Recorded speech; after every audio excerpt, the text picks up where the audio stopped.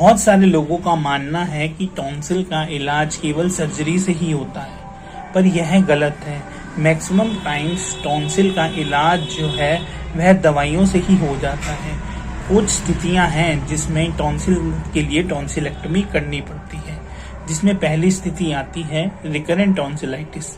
अगर किसी बच्चे को 1 साल में 7 बार, 2 साल में हर साल 5 बार और 3 सालों में लगातार हर 3 बार, तो इस स्थिति में हम टॉन्सिलेक्टमी बोली जाती है। इसके अलावा अगर बच्चे को सोने की परेशानी है, ऑब्स्ट्रक्टिव स्लीप एपनिया है, तब भी हम कहते हैं कि आप टॉन्सिलेक्टमी करवा लें।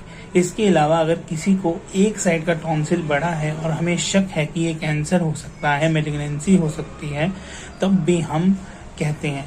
इसके अलावा और एक कोई टॉन्सिल है जो है ठीक ही नहीं हो रहा है, मेडिकेशन दे रहे हैं, उसके और कॉम्प्लिकेशन आ रहे हैं, जैसे पेरीटॉन्सिलर एब्सेस, तो इन स्थितियों में भी हम टॉन्सिलेक्टमी की सलाह देते हैं, क्योंकि पेरीटॉन्सिलर एब्सेस एक कॉम्प्लिकेशन होता है जो कि जानलेवा होता है। वैसे तो किसी को पेरीटॉन्सिलर एब्सेस होता है तो उसके रेकरेंस के चांस 80% से कम होते हैं, मतलब 20% चांसेस में रेकरेंस होती है, पर उस स्थिति में भी की जाती है। इसके अलावा एक और कंडीशन होती है जिसको कहते हैं टॉन्सिलिट, मीन्स टॉन्सिल के अंदर पत्थर बन जाना। टॉन्सिल के अंदर क्रिप्ट्स होते हैं, गड्ढे होते हैं, जिनके अंदर फूड डेब्रिस, बैक्टीरिया और कैल्शियम ये इकट्ठे हो जाते हैं।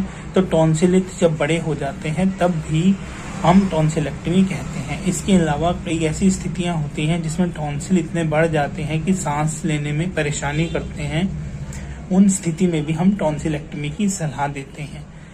तो अगर आपको मेरी ये प्रेजेंटेशन पसंद आई हो तो मेरे इस चैनल को लाइक और सब्सक्राइब करें। नमस्कार।